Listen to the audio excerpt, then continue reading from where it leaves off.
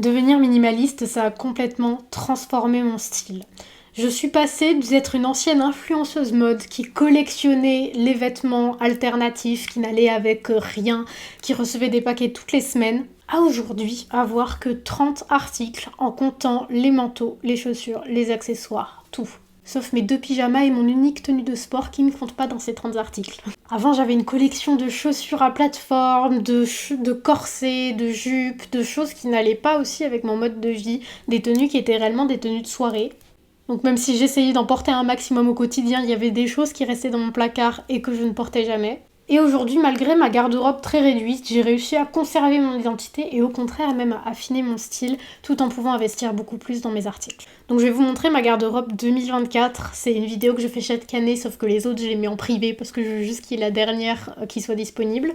Mon style a pas mal évolué, si vous aviez vu celle de l'année dernière. J'ai rajouté d'autres pièces, encore des pièces luxe, et d'autres pièces aussi de Vinted que j'ai payé 2 €. Vraiment, c'est un méli-mélo de tous les budgets possibles. Ma garde-robe 2024, c'est une garde-robe composée de pièces de qualité qui sont versatiles, quasiment toutes noires, on va pas se mentir, on ne change pas une équipe qui gagne. Par exemple des robes qui se mettent en jupe, et surtout qui me correspondent à 200%. Je n'ai plus de pièces qui vont moisir dans mon placard, dans lesquelles je me sens pas à l'aise, que ça soit en question texture ou en question style. J'achète 90% de mes vêtements sur Vinted, que ça soit luxe ou sans marque ou premium. Vraiment, Vinted, c'est trop bien, c'est moins cher, tu trouves des super pièces, que demande le peuple, ça pollue moins. Après, je vais vous donner quelques petits tips, quelques petites clés pour constituer votre propre garde-robe capsule et faire vos premiers pas dans le minimalisme stylistique. Et ces conseils que je vais vous donner après vous avoir montré mes articles, ça peut vous servir si vous savez pas encore tout à fait quel est votre style, si vous avez des vêtements que vous ne portez jamais, si vous suivez beaucoup les tendances ou si vous avez trop d'affaires. Ce que je porte le plus, c'est les robes. Donc tout d'abord, cette robe que je peux porter de plein de façons, donc avec les épaules dénudées ou pas, une seule épaule ou pas, ou retourner à l'envers pour un look un petit peu plus modeste. Donc franchement, ultra pratique d'avoir des robes que vous pouvez porter de plein de façons. Ensuite, cette très belle robe sur mesure en satin que j'ai depuis un bon moment. Ensuite, mes robes de couleur, mes 2 seules robes de couleur, cette robe de chez Mango en satin violet avec un très joli dos ultra confortable, franchement trop pratique, et celle-là de chez Noctex qui est un petit peu nude froid avec un très beau dos nu. Pareil, je l'utilise énormément l'été quand je voyage, c'est ultra confortable. Cette robe Skims, je la porte au moins peut-être 2 fois par semaine. Je peux la porter en jupe également, mais sinon franchement ultra pratique, ultra confortable, c'est vraiment limite un pyjama. Cette robe, c'est une robe en soie de chez Silk Maison. Donc j'avais la version courte, j'ai réussi à trouver la version plus longue avec un très joli dos nu que je porte également très régulièrement en jupe en la pliant. C'est vraiment ma technique préférée. Ensuite, cette nouvelle robe, donc c'est la première fois que j'achète une robe aussi courte. Donc c'est une robe de chez Fancy Club qui est assez sympa. Je vais voir si je la garde, je l'aime beaucoup, mais bon. Ensuite, j'ai ce petit haut en dentelle que je mets souvent sous une robe. Ce petit pull en cachemire de chez Ralph Lauren pour les journées d'hiver. Et mon nouveau Issey Miyake qui est vert transparent, plié, magnifique. Franchement, je l'ai acheté au Japon. C'est beaucoup moins cher qu'en France. En France, il vaut le double du prix. Ensuite, le fameux haut que je porte dans cette vidéo d'ailleurs, qui est col V mais que je porte aussi régulièrement dans l'autre sens pour encore une fois un look un petit peu plus modeste, plus confortable. Ensuite, ce petit haut avec de la laine de chez COS, pareil, ultra confortable que je mets au moins une fois par semaine. Et pour les hauts d'été, j'ai ce petit haut donc sans manches mais avec un col un peu montant en maille très fine qui est super confortable. Et un petit haut bustier que je mets aussi souvent sous mes t-shirts transparents, donc celui en dentelle et le Issey Miyake. Et j'ai aussi ce haut avec une seule épaule, donc ça faut que je le remplace parce qu'il est tout distendu, mais c'est un look que j'aime beaucoup. Ensuite pour les pantalons, j'ai un pantalon de costume de chez Mango, ultra pratique, très long, qui est vraiment confortable. Et ce pantalon en cuir qui, comme vous pouvez le constater, est beaucoup trop grand pour moi, donc je vais le revendre. Je me suis trompée de taille et du coup j'en cherche un qui serait pareil mais plus grand. Et j'ai ma jupe préférée qui est de chez Vinted, encore une fois comme tout, drapé, ultra confortable. J'ai aussi ce pantalon en dentelle que je ne mets pas très souvent honnêtement, je vais peut-être le vendre mais il est magnifique, il fait vraiment de très belles tenues. Et en manteau j'en ai que 2, donc j'ai ce gros manteau de chez COS, très long, ultra confortable et enveloppant. Franchement il est trop pratique, je le mets tout l'hiver. Et j'ai cette veste en vrai cuir que j'ai acheté également sur Vinted, c'est une veste d'homme qui est très pratique. En accessoire j'ai ces petits gants en cuir doublés en laine. Et j'ai mon seul et unique sac, qui est ce sac de chez Balenciaga que j'utilise pour aller au travail ou comme sac pour tout. Ensuite, les chaussures, vous allez voir que j'ai beaucoup de chaussures, j'ai que des escarpins, mais je suis obligée, parce que les escarpins, ça se casse extrêmement vite, donc t'es obligée de tourner, parce que sinon ça s'abîme très très rapidement, surtout les pointus. Donc j'en ai plusieurs pour pouvoir tourner, donc je les mets absolument tous, à peu près tous autant les uns que les autres. Simplement, malheureusement, notamment cette paire-là de chez Mango qui est bien défoncée, j'ai dû en acheter une autre qui est très similaire, que je vous montre tout de suite. Voilà, celle-là qui est vraiment la même forme mais avec des petites perles. Et franchement, j'étais obligée parce que sinon ça s'abîme beaucoup trop vite. Et quand t'aimes bien tes chaussures, t'es obligée quand même d'en avoir d'autres. Et dans mes chaussures fermées, j'ai juste cette petite paire qui vient de chez Zara que je mets avec mes pantalons. Et mes éternels Margiela qui commencent à bien plisser mais qui sont ultra confortables. C'est vraiment des chaussons. Ensuite, ma tenue de sport, que je vous disais, c'est la seule et unique tenue de sport que j'ai, qui vient de chez Lululemon, dans la teinte espresso. Franchement, je mets tout le temps celle-là, je la lave et puis c'est réglé. Hein. Et en accessoire, j'ai juste ce collier de chez Van Cleef & Arpels que je mets carrément tous les jours. Et ce collier de chez Claire's pour les tenues un petit peu plus fancy.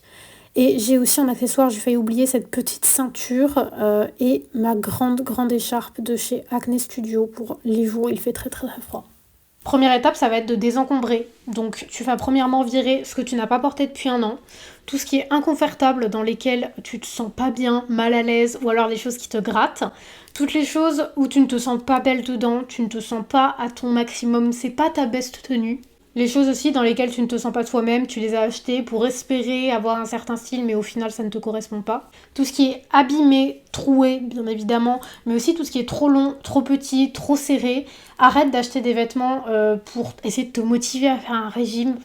Non, tu achètes des choses qui te vont à l'instant T. Et si un vêtement est trop long, tu vas immédiatement le faire raccourcir chez quelqu'un parce que sinon, il va juste moisir dans ton placard et tu ne vas jamais le porter. Donc garde uniquement ce qui te plaît vraiment, ce qui te fait te sentir belle dans les choses dans lesquelles tu es à l'aise et surtout les choses qui sont adaptées à ton mode de vie. Deuxième étape, ça va être de découvrir ton style vestimentaire. Alors là, il n'y a pas 40 000 chemins. Pour moi, la seule unique façon, c'est clairement Pinterest.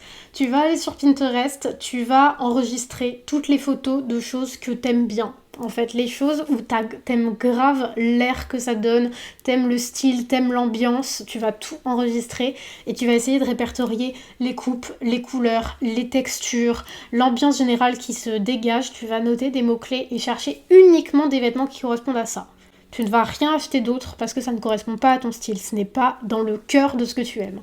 Pinterest, ça va aussi te permettre de sortir un petit peu de Zara, etc. et de découvrir plein de nouvelles petites marques, des marques premium, des marques luxe, parce que puisque tu vas devenir minimaliste, tu auras beaucoup plus d'argent à investir dans les pièces. Quand on a moins de pièces, on peut se permettre de mettre beaucoup plus d'argent dans une seule pièce, et en plus ça durera plus longtemps, donc au final c'est rentable. Ton but, ça va être de chercher la qualité, donc encore une fois les petites marques sur Pinterest ou alors des marques de luxe, mais tu vas surtout chercher des matières qui sont vraiment de qualité et tu vas en prendre soin. Par exemple, les chaussures, tu vas pas hésiter à les emmener chez le cordonnier, tu vas pas hésiter à faire des lavages à la main pour tes pulls en cachemire. Tu vas pas hésiter à aller au pressing une fois de temps en temps pour aller bien nettoyer ton super manteau. Et au fur et à mesure de tes découvertes, tu vas découvrir plein de marques super qui vont te permettre de vraiment constituer un style super unique. Et cette expérimentation de ton style, ça va aussi partir de ce que tu aimais déjà, que tu avais dans ta garde-robe. Généralement, tu as quand même quelques tenues dans lesquelles tu te sens bien. Tu peux aussi faire une ébauche de garde-robe capsule en copiant-collant les photos de tous les articles que tu aimerais avoir dedans. Comme ça, tu peux compter et avoir quelques robes, quelques hauts, quelques bas, et essayer de tout mettre sur une seule page pour voir si c'est cohérent. Et surtout, essayer d'imaginer des idées de tenue. Est-ce que tes articles vont les uns avec les autres ? Et la dernière étape, qui est aussi la plus fun, tant mieux pour toi, ça va être d'acheter parce que tu aimes le produit et pas parce que c'est telle marque. Tu ne vas pas hésiter à donner leur chance à des plus petites marques, à faire ton shopping sur internet, ou alors aussi à acheter des articles qui n'ont pas de marque en cherchant des mots-clés sur Vinted par exemple. Tu vas éviter, mais au maximum, la fast fashion. Je ne dis pas que j'ai rien de fast fashion, ça m'arrive d'acheter par exemple des escarpins Mango sur Vinted, mais essaye de fuir ça au maximum parce que c'est généralement des articles qui vont moins bien tenir. Tu vas vraiment devoir faire des bonnes recherches pour essayer de trouver la perle rare qui va durer longtemps en fast fashion. Mais le but du minimalisme, c'est aussi d'avoir moins mais mieux, parce que puisque tu as moins de vêtements, tu vas les porter plus souvent, donc ils se doivent d'être plus durables au lieu d'être jetés 6 mois après. Évite au maximum tout ce qui est petite trend saisonnière, surtout quand on est sur les réseaux sociaux. Il y a toutes les trends coquettes, avec les nœuds, ballet de corps, forest fairy, etc. Plein de trends avec des pièces spécifiques. Mais réfléchis un petit peu et généralement ça va te démoder au bout de 2 mois. Donc évite de tomber dans les trends vraiment éphémères et plutôt de conserver vraiment un style intemporel qui te correspond réellement.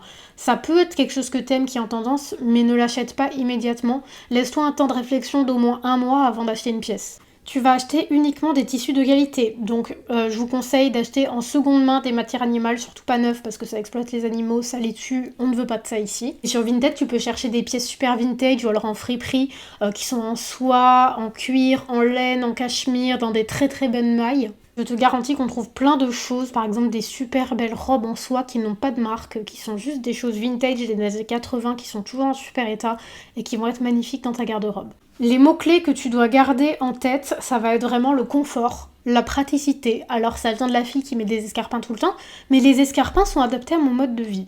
Si j'étais quelqu'un qui adorait la course à pied, qui avait un travail manuel, je n'aurais pas d'escarpins. C'est parce que je suis dans un bureau toute la journée, que je télétravaille beaucoup, que ma fac est à 10 minutes à pied, donc je peux me permettre de mettre des escarpins tous les jours, ce qui ne serait pas le cas pour une autre personne. Ça doit être bien coupé, adapté à ton corps, adapté à ta morphologie. Tu vas pas essayer de cacher complètement des choses. Par exemple, je pense aux femmes rondes qui vont par exemple mettre des choses complètement difformes en croyant que ça va cacher. Mais en fait, il faut plutôt mettre en valeur ce que tu aimes sur ton corps. Par exemple, si tu as une jolie poitrine, ne pas hésiter à la mettre en valeur. Si tu as des belles hanches, si tu as des bras ou des mains qui sont jolis, tu peux les mettre en valeur. Enfin, même ton visage aussi. Par exemple, un col roulé, ça peut mettre en valeur ton visage.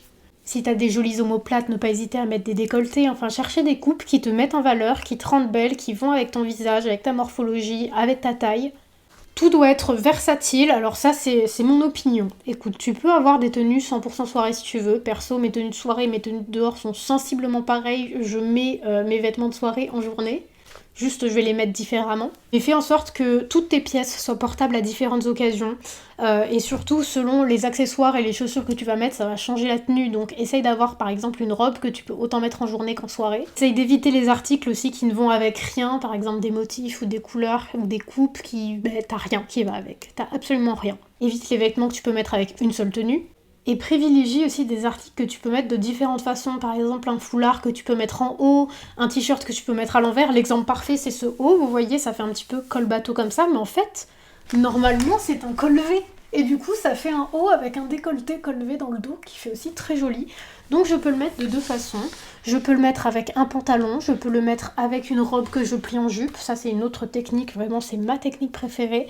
Quand tu as une robe, fais en sorte de pouvoir la plier. Par exemple, ma robe Skims, je peux la mettre en jupe, je peux la mettre en robe, je peux la mettre avec un haut manche longue et du coup ça fait un effet robe à manche longue.